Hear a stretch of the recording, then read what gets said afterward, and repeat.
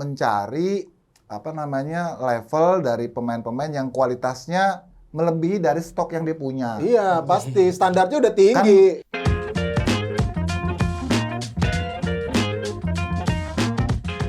Yo, welcome back to Discord. Diskusi olahraga bareng Rais. dan Donzol. Dan selalu kita bersama Bang Yuke. Kenapa kita harus semangat? Satu hal, karena ini akan bicara soal direktur teknik. Artinya Sebenarnya belum disebut direktur teknik, Don. Apa tuh? Masih konsultan pelatih timnas U17 statusnya. Wah, gue konsultan juga. Jadi dia ini mungkin bisa dibilang salah satu kandidat yang nanti kalau lulus ujian selama 4 bulan ini bisa jadi salah satu direktur teknik mungkin. Oh, jadi ini Masa magang. Bisa dibilang. Bisa gitu. Masa magang. Masih pakai baju hitam putih. Tapi yang menarik ya, waktu kemarin kan sebelum diumumin Frank Wormuth ini, kita tuh ngarepinnya tuh dirtek kita tuh Joachim Low, terus siapa lagi Julian Nagelsmann. Ternyata dia menariknya adalah asistennya Joachim Low, gurunya Nagelsmann. Gimana tuh? Berarti Jadi ini dia nih instruktur kepala di kepelatihan di Jerman. Joachim Low KW2. Gitu berarti. Gitu. Jadi sebenarnya nggak ya setengah-setengah lah ya dari apa yang diimpikan. Kalau lihat dari rutenya sih ini pelatih oke ya. Oke, memang spesialis untuk pengembangan usia muda. Walaupun dia belum ada prestasi juara ya. Oke. Tapi spesialis pengembangan usia muda gitu. Kalau dari karirnya yang gue lihat lah dia gitu. Dari dulu kan kita sempat ngebahas ya, apa sih tugas direktur teknik itu kan, maksud gua itu masih sumir lah, karena direktur teknik kita Indra Safri waktu itu pelatih kepala kita Sintayong, apakah mereka bekerja sama dalam hal apa, pembentukan apa segala macam. Nah, kalau dari Bang Yuke nih, ya lo kan udah, lo pernah di PSSI 2 bulan, 2 bulan, anak magangnya 3 bulan. Lebih cepat dong gua. Nah itu kalau ngelihat direktur teknik tugasnya sekarang kita mungkin Frank Wormuth ini akan jadi direktur teknik mungkin gitu. Kalau lu ngeliatnya seperti apa sih harusnya? Pertama kalau direktur teknik sendiri secara tupoksi adalah ini kepala dari departemen teknik yang untuk menciptakan SDM pelatih-pelatih yang bagus. Tentu dia punya kurikulum silabus yang bagus. Kemudian didistribusikan, disosialisasikan untuk diterapkan di daerah-daerah yang di bawah federasi setempat supaya nanti impact-nya pada cara bermain, filosofi dan segala macam. Jadi lebih ke situ sebenarnya. Itu idealnya ya. Idealnya. Jadi tapi kan sekarang sering sekali melebar ketika pas kita krisis pelatih kepala itu sering banget direktur teknik jadi turun jadi seret gitu ya. Itu kan sebenarnya udah keluar dari jalurnya. Tapi bahwa direktur teknik itu dibutuhkan supaya federasi itu punya blueprint cara bermain yang ajak gitu loh, dari bawah sampai ke atas gitu loh. Nah, lo kan tahu banget nih Frank Wormuth nih, lo kan kayaknya tetanggaan di Freiburg. Kan lo bilang tadi konsultan nih, 4 bulan nih menuju ke Piala Dunia U17. Kalau emang konsultan gitu berarti dia ngapain? Jadi ada tugasnya tuh kalau nggak salah tuh dia bakal melakukan analisis SWOT. Analisis SWOT ya. Dari squad yang ada ya? Iya, SWOT untuk membentuk tim kepelatihan dan staff yang solid untuk timnas U17 nanti. Membantu Bima Sakti itu ya kan. Terus yang kedua, mempersiapkan modul-modul kepelatihan. Jadi udah disiapin tuh sama dia ngebantu itu untuk Bima Sakti. Ini selama 4 bulan ya. Terus pemaparan hingga implementasi program, serta melakukan pengawasan dan evaluasi atas modul yang dijalankan tim pelatih timnas U17. Jadi itu timnas U17 nih kepelatihannya ini Coach Bima Sakti punya priorisasi kan, punya program. Jadi nanti dia evaluasi, oh ini kayaknya untuk mengejar kita bisa berprestasi misalnya di Piala Dunia, kayak cocoknya programnya lo kayak gini deh. Gitu. Jadi, nanti dia kasih saran. Kayak supervisor gitu ya. Supervisor. Kalau ini berhasil, berarti wah ini cocok juga nih, cocok nih sama sepak bola kita gitu misalnya. Ya udah. Oh ini test case bisa juga jadi. Ya buat si Wormuth juga ya. Cuman ya jangan terlalu berharap juga ya. Iya. Si Frank ini bisa bikin candi dalam semalam gitu ya. Betul. Pertama dia harus datang mengenali dulu ekosistem yang ada, terus habit yang kita punya, kemudian dia beradaptasi, terus baru dia bisa influence ke dalam itu kan sesuatu yang nggak sebentar. Jadi 4 bulan itu agak tricky sebenarnya, agak tricky. Nggak gampang tuh. Karena apalagi dia mungkin nanti baru tahu bahwa ternyata ini bukan base atau kompetisi dari kompetisi. Kaget ini gimana? Kaget pasti akan kaget. Itu dia. Tapi pernah nggak sih ada konsultan sebelumnya Gue belum pernah denger ya. Pembisik banyak sih kalau gue. Konsultan bayangan mungkin pernah ya. Pernah Tapi mungkin. nggak Konsultan banget siapa? Peter Hoekstra Peter Hoekstra tuh Dirtek. Dirtek ya. Iya, sempat Dirtek walaupun sebentar ya. nggak pernah ada sih kalau konsultan untuk urusan teknik gini nggak pernah ada. Nggak pernah sebenarnya. ada ya, gitu Kalau ya. untuk urusan marketing, untuk urusan Iya. development, ya Iya, kayak betul. misalnya yang wasit ya, pengembangan kan dari Jepang itu kan Iya. instruktur tapi kan lebih sifatnya konsultan Konsultan, dia, betul, kayak betul, gitu-gitu betul. bisa. Gitu. Nah kalau dulu kan Coach Indra Safri nih di Dirtek nih yang dilakukan Coach Indra Safri dulu tuh apakah seperti yang tadi Nggak sempet sih dia. nggak sempet ya? Paling dia menyempurnakan dari metodologi Villanesia Iya, yang udah Villanesia, ada. betul. Oh, Gitu. gitu. Itu kan Kan waktu dia bikin versi berapa iya. tuh? Berapa Dan ya Villanesia belum berapa? selesai pun juga dia kemudian udah didapuk untuk megang tim kan. Iya. Jadi belum optimal lah menurut gue sih.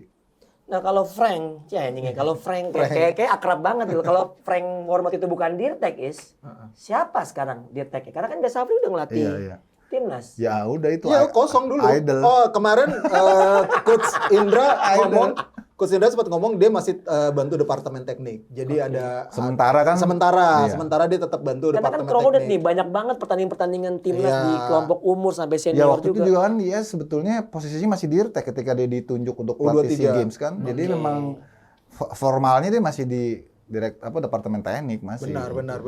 Gue jujur, gue agak kaget sih dengan nama Frank Wormoth karena as a player pun bukan nama besar ya. Betul. Gitu Iya. kan. Harus Artinya, dia pensiun cepet, Don.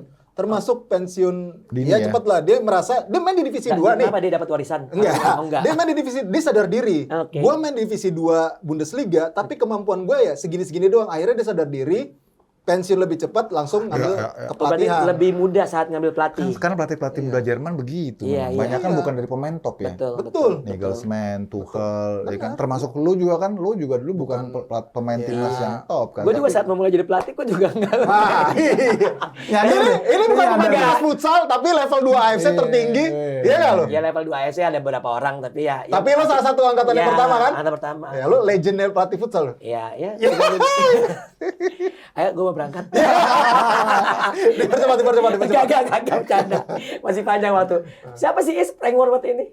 Lu kayaknya akrab banget gitu. Enggak. Frank Wormoth ini kan sebenarnya memang di awal karirnya seperti yang tadi gue bilang ya, dia Freiburg gitu. Waktu itu satu timnya sama Joachim Low di situ.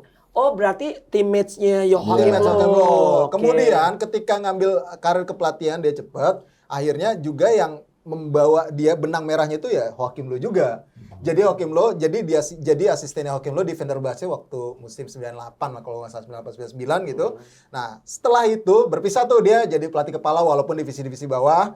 Akhirnya direkomendasi juga lagi sama Low untuk masuk ke departemen kepelatihannya di DFB ya. Iya, DFB, Ya, Federasi Football FA-nya, Jerman. Nah iya, sekarang tuh waktu 2010 dia itu ngerangkap jadi instruktur kepala plus megang timnas U20 Jerman. Wormoth itu? Iya, jadi dia boleh Piala Dunia U20 2015 bawa timnas Jerman U20 ini sampai ke perempat final. Oke. Ya. Jadi emang udah spesialisnya di Spesialis youth usia ya. muda di Iya, youth. iya, iya, cocok Ketika sih, cocok. di klub terakhirnya itu, gue lupa, klub terakhirnya tuh Groningen Aha. juga Kalau Groningen Belanda. Jadi Heracles Almelo terus Groningen. Iya, itu Belanda Jadi di semua, Belanda tuh dia memang dilihat itu memang kemampuan untuk mendevelop pemain muda. Iya, iya. Nggak juara memang gitu. Memang apa namanya Ya, tapi emang Groningen bukan klub besar Belanda lah ya, tapi Ya. papan tengah lah ya Groningen ya. betul. Nah, makanya dari situ agak sempat vakum mungkin ya. Direkomendasikan lah sama kemarin mungkin Pak Erik ini kan ke sana. Ya akhirnya beberapa nama dipilih ya, sementara ini ya Frank Wormoth ini akhirnya. Lu alih-alih ngomongin Frank Wormoth ini kan sebenarnya yang lebih esensial sekarang kan bagaimana perkembangan TC-nya TC-nya kan. betul. Kan udah ada pencoretan itu kan. Udah mau masuk ke loter kedua sebenarnya. Benar. Diaspora ya. Udah yang main diaspora udah ada yang dicoret ya? Iya, udah ada yang dicoret dari Dari 6 yang 6 ya, dipanggil 6. pertama. 5 yang datang. Ya, 5 yang datang, 4 dicoret. dicoret. Oh, tapi ada satu yang Satu Iya, masih nyangkut si Aaron Aaron Suitela. Suitela. Yang main di Australia. Iya. Sama si Hamdan. Oh, Enggak, ada Australia. satu lagi yang nggak datang itu Welber. Welber, itu beda. Itu yang di Dari Brazil. Sao Paulo itu ya? Ya, ya Aaron Suitela ini juga yang gue tahu dia juga dimintatin Sao Paulo, Brazil. Dia di Australia? Dia mainnya di FC. Australia. Iya. Iya, stay di Australia mainnya. Ini kabarnya kan mau TC di Jerman. Iya, Iya, nanti. nanti. Nanti pas yang kedua ini kan ada rencana pemanggilan pemain diaspora lain kalau nggak salah 7 ya. Iya. Satunya dari Spurs sih tadi sih. Kita sebut Iya, ada dari Tottenham. Tottenham salah satu pemain ya masuk 22 besar pemain Kita muda. akan lihat lah. Pemain muda kita lihat lah gitu. Artinya kan yang pesannya yang disampaikan sama Coach Bima itu sesuai dengan instruksi dari Pak Erik, berikan kesempatan kepada semua pemain diaspora untuk berpartisipasi dalam seleksi. Sementara semua keputusan akhir tetap ada di Coach Bima dan dia sudah lakukan itu, ya kita harus respect ya, harus hormati bahwa Coach Bima ternyata kualifikasinya dia hanya bisa mengakomodasi sejauh ini ya satu anak itu. Betul. Yang memenuhi kriteria. Terlepas dari waktunya singkat ya, mungkin kan ada yang bilang waktunya cuma sebentar kan belum tentu kemampuannya kelihatan semua gitu. Tapi ya mata seorang pelatih nggak bohong Don. Iya. Lo gimana? Lo Ya sebetulnya kan dari Pak Erik juga udah jelas kan, tupoksinya bahwasanya ya berikan kesempatan. Balik dari lagi, waktu yang ada, lo keputusan dari pelatih itu kan yang yang dipertanggungjawabkan. Kalau misalnya emang bagi Coach Bima dari 5 cuma 1 ya berarti emang ya belum masuk. Iya, Apalagi belum kan masuk. Kita kan juga sepakat di usia-usia segitu kan pemain Indonesia kan Masih juga lagi bisa bagus-bagusnya kan. Iya. Contoh yang beberapa pemain beberapa tim yang lagi main di Gothia Cup juga udah masuk ke fase bahkan masuk final juara 2 kalau nggak salah. Ya, walaupun memang itu kan bentuknya turnamen tapi kan itu juga kan salah satu bukti bahwasanya klub pemain-pemain usia dini kita emang bagus. Nah, kalau ngelihat seleksi dangdut ini yang lo bilang, gue nggak tahu nih ada yang kesel apa kagak dibilang seleksi dangdut. Iya memang gitu. Iya, maksudnya ada yang nggak bisa terima apa kagak gitu. Tapi gue melihatnya sih emang benar. Kan kayak Indonesia. Jadi gini dong, kalau menurut gua itu sebenarnya seleksi dilakukan untuk memberikan partisipasi ke semua daerah bahwa mereka tuh diperhatikan. Iya. Rasa memilikinya ada. Sebenarnya kita itu di pusat udah tahu nggak ada kompetisinya. Cuma kan supaya semua ini merasa dilibatkan. Betul. Aspros merasa dijarok gitu istilahnya kan. Gue kasih kesempatan. Jadi faktanya gue lihat gitu pas kan juga disiarin di YouTube juga PSSI ya. Aduh gue bilang ini capek nontonnya. Capek, Makanya nggak apa-apa dah. Yang penting mereka merasa difasilitasi terlepas nanti apakah tim talent scout yang udah disebar sama tim pelatih ini mereka tertarik atau enggak itu kan diserahkan ke masing-masing legend-legend itu ya kan banyak kan nih Rudi Meria, Firman Utina, Darsono, Eli Boy banyak tuh. Pencar tuh. Jadi dari Bali, Tangerang, Jakarta, Palembang semua tuh. Berapa kota sih? 12 rencananya. 12 kota. Satu kota berapa? Ratusan. Waduh, lo Bali kan kemarin 1.000. Bali 947. Iya. Lo Lionel Messi taruh tengah-tengah itu juga nggak akan kelihatan. Iya, 947 tuh ngapain mereka? Passing kontrol. Jadi langsung seleksinya itu langsung dikasih jersey main udah. Rompi game. Makanya kan gue bilang ini nggak ideal banget kalau nggak mau dibilang audisi dangdut gitu loh. Iya.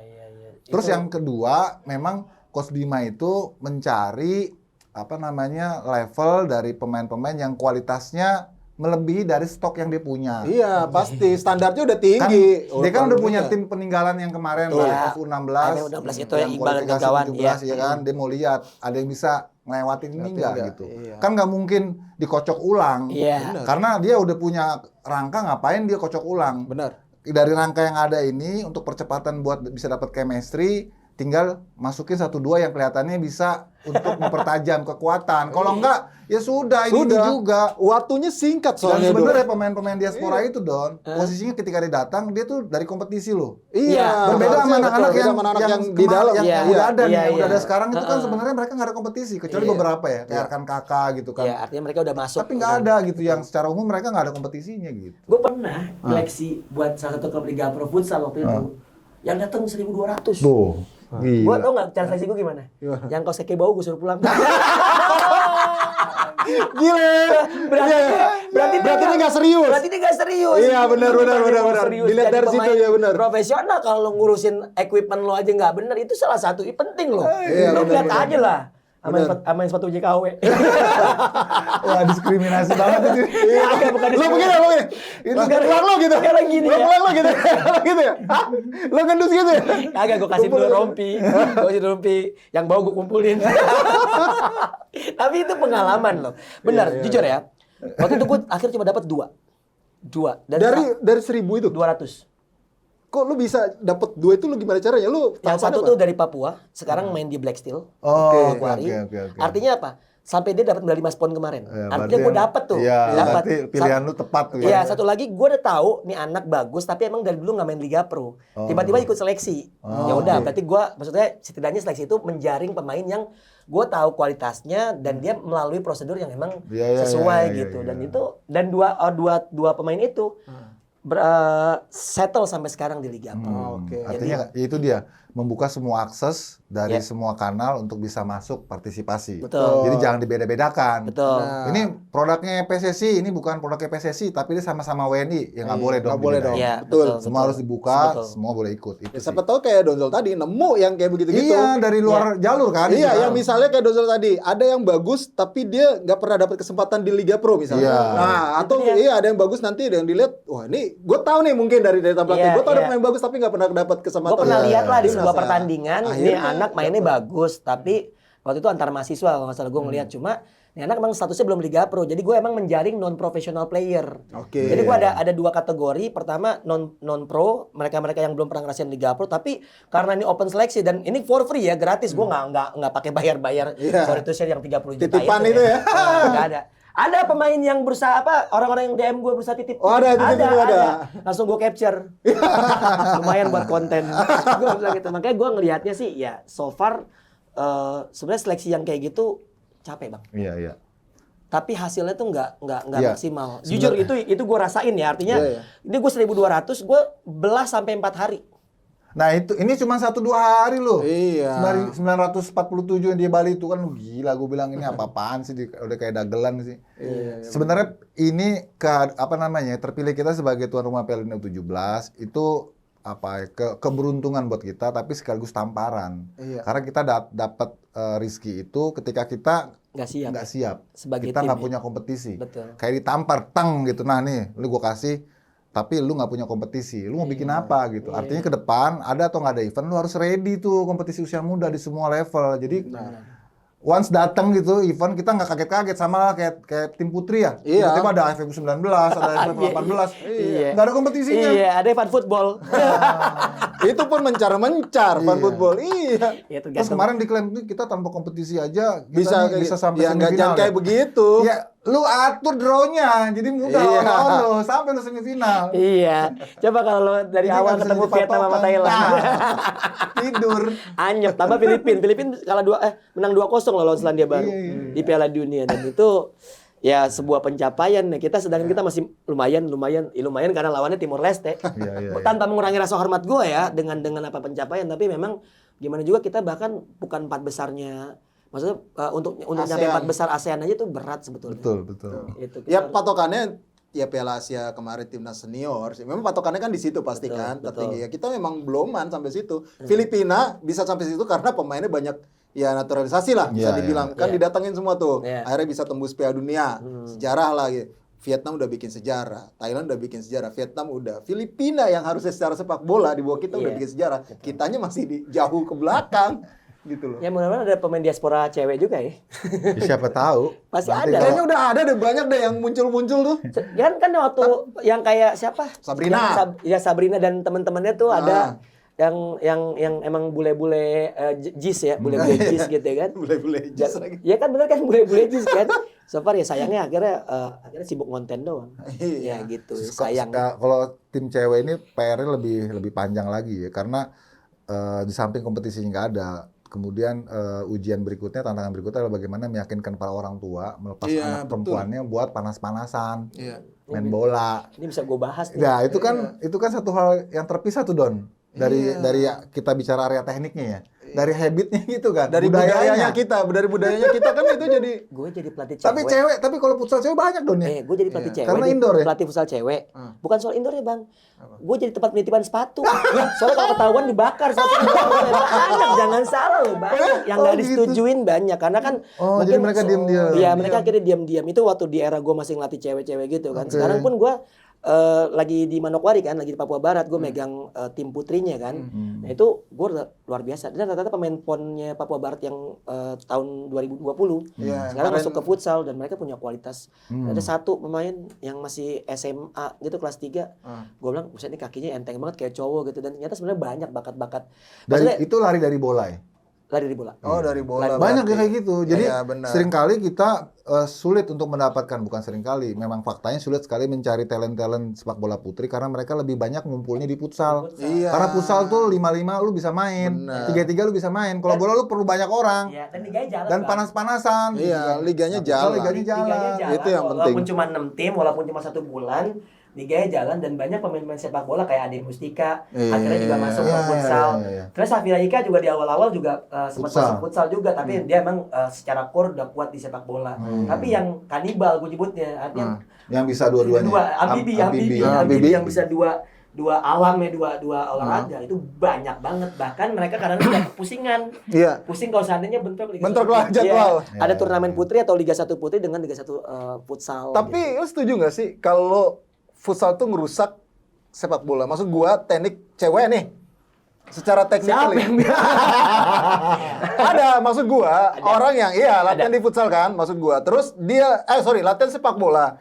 Terus lo main di futsal, hilang lagi tuh teknik lo. Anjir, ada kan yang zaman itu bener nggak gua? Ini sempat waktu gua ngambil lisensi bola, gua sempat nanya sama jadi gua ditanya sama almarhum Bapak Setia Bagja. Oke. Dia instruktur gua kan. Iya. Lu ngapain lu kesini? Lu udah futsal kan udah enak kan. Dia tahu siapa gua kan gitu kan. Terus gua bilang, enggak sih, pengen belajar aja sama pengen tahu kenapa sih pelatih-pelatih sepak bola nggak suka pemainnya main futsal. Nggak cuma cowok, nggak cuma cewek, cowok pun gitu. Terus almarhum Pak Setia Bagja ngomong bahwasannya itu salah. Gua aja waktu jadi pelatih timnas putri banyak pemain futsal yang gua ambil. Iya, Kenapa? betul. Memang dia kan karena pelatih kontrolnya bagus, passingnya juga bagus, akurat segala macam. Cara kontrol kan beda. Cuman kurang mampu punya power untuk long pass aja. Jadi mainnya simple. Nah, sebetulnya kan gue lucu ya. Kalau menurut gue di luar negeri banyak orang memulai dari futsal justru. Baru setelah umur 15 tahun mereka milih sepak bola atau futsal. Kenapa? Karena futsal itu dimainkan di lapangan sempit, jadi pengambilan keputusan harus cepat dan mainnya lebih simple. Dan gue bilang tanpa mengurangi rasa hormat gue dengan pemain-pemain yang sepak bola, pemain futsal itu bermain jauh lebih simple timbang pemain sepak bola.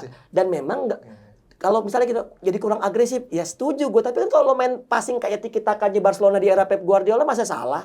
Menurut gue seperti cuma kurangnya memang menurut gue kan kalau futsal kan sprint pendek. Iya. Ya kan kalau dia kan sepak bola kan lu cenderung lari. Nah, powernya. Gua nggak melihat itu. Gua pernah ngelatih Claudius Numen.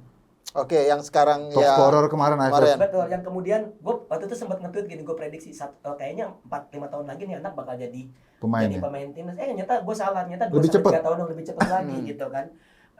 Mungkin karena gen Jermannya dia juga, karena tinggi segala macam. Gua ngeliat apa yang dari dia pengambilan cepet banget.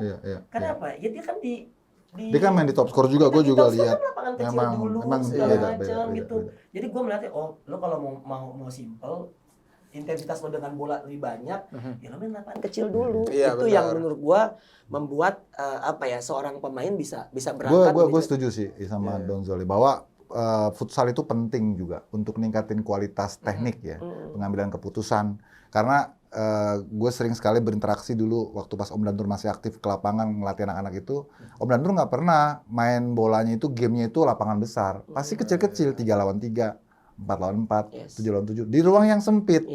Karena dari situ mereka akan banyak sentuhan, mereka kan banyak menghadapi problematika di lapangan. Dan mereka dilatih, ditantang untuk cepat ambil keputusan.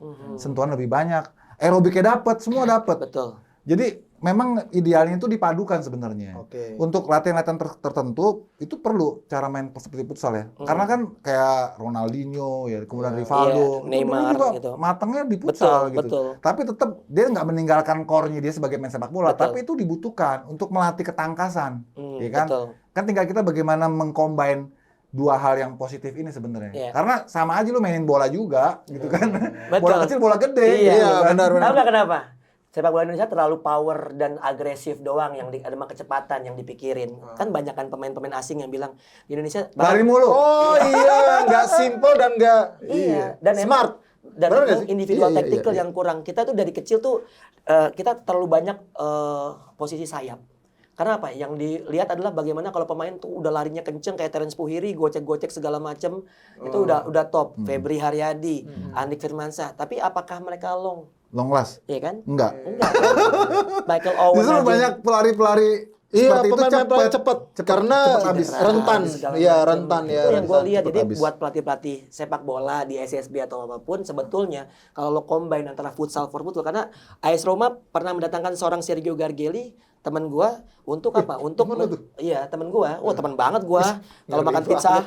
Sergio Gargelli loh. itu dia bilang bahwasanya gue di hire AS Roma untuk build up dari usia 12 tahun sampai 15 tahun untuk futsal dulu. Tapi habis itu mereka ke sepak bola memang. Oh. Dan memang futsal for football tuh jauh Bagus, lebih bagus. bagus. Technically gimana? Maksud gua, lo tahan aja kan bola pakai sol kalau di Iya, futsal. iya, Nah, iya. ini kan jadi kendala juga. Lo sebenarnya lo ngontrol bola. Gua aja kadang-kadang main sepak bola sekarang, gua ngontrolnya masih pakai sol. Sol, oke. Ada. Kemarin juga Justru gua ada. kalau di sepak bola lu ketika pemain bisa ngontrol dengan sol, itu udah Oke, kualitas. tekniknya kualitas itu ya. dia gitu. Jadi artinya Karena nggak gampang dengan Nggak gramatur betul. lapangan yang bumpy itu sebenarnya kontrol pakai kaki. Iya, benar. Pakai sol itu Iya. udah levelnya udah 2 hari lalu gue main bola sama mantan pelatih timnas Indonesia yang dari Belanda. Maksudnya keturunan Belanda. Dia juga kontrol soal main dan gue main simple gitu sama dia dan memang kelihatan. Walaupun katakanlah banyak ya, tapi stigma itu perlahan terkikis sih kalau gue ngeliat. Kenapa? Akhirnya mereka sadar bahwasanya yang tadi lo bilang, Bang. Gue pun kalau misalnya gue pertandingan aja nih, misalnya gue ngelatih nih kan 20-40 tuh, itu gue deketin lagi gawang. ya, Oh iya. Kenapa? Supaya benar. intensitasnya juga lebih banyak lebih sering. Dipersempit ruangnya ya. Nah, makanya kalau gue kemarin lihat SSB di daerah Ben Hill yang latih temen gue waktu kecil, gue sedih banget. Sedih. Mereka usia 11 tahun, 12 tahun mainnya 11-11. Waduh. Jadi kiper Jadi yang- bola tendang, kiper iya, ngopi dulu di kiper belakang. sana ngobrol Iya, apa. iya, Padahal iya. itu kan nggak bagus. Iya, iya. Harusnya nggak gitu dulu ya. Intensitas dengan bola, sentuhan dengan bola, interaksi dengan bola yang tadi lo bilang, itu yang paling penting. Oke, nanti ada coaching Oke, klinik nanti dari ada gue. coaching klinik. Jadi ini ngomong kemana-mana nih gitu. Iya, jadi kemana-mana. Ada kayak Tapi gimana? seru. Ah, iya, ada Seru, coaching seru, klinik seru. juga ya gue. Iya, Salah satu seru, fans seru. club minta Iya, gue iya, coaching seru, klinik seru. buat Iya. di hari Minggu itu. Ya ini istilahnya pesan yang mau kita Pesan yang mau sampaikan kita di sesi sampaikan. kali ini adalah bagaimana pengembangan sepak bola itu memang harus terstruktur, Terstruktur, ya, betul. mengakar, terus berkelanjutan. Yes. Iya. Jadi jangan dikotak-kotakin, jangan Betul. tiba event baru tiba mikir mau diapain gitu kan. Jangan apa yang datang langsung lo telan juga gitu kan. itu dia. Susah juga gitu. Wah, Sip. luar biasa. Melebar kemarin tapi banyak knowledge ya. Ya, ya. Semangat gue jadinya. Oh, lu panik Kebumen ntar nih. Iya. Tapi gue terkait dengan U17 mudah-mudahan sukses ya. Ya, Walaupun betul. banyak kekurangan kita sadar tapi ini kesempatan. Iya, betul. Kesempatan karena siapa tahu Ya. kita masuk semifinal dan itu kan sebuah sejarah bagus ya dengan level Piala Dunia. Lo yakin? Amin. Lo yakin Bang bisa masuk? Aminin Tergantung, aja dulu. ya, aminin aja dulu, siapa aja tahu kayak Kalau kemarin berdoa SEA Games gitu berdoa loh. kan nggak dosa. Iya. Aminin aja dulu. Kalau gue masih yakin soalnya untuk amin. memperbaiki nama gue di. Oke, jangan lupa like, Oke. comment, share, dan subscribe YouTube channel Skor Indonesia. Gue Dodi Zola. Gua Rasatan. UK. Ciao.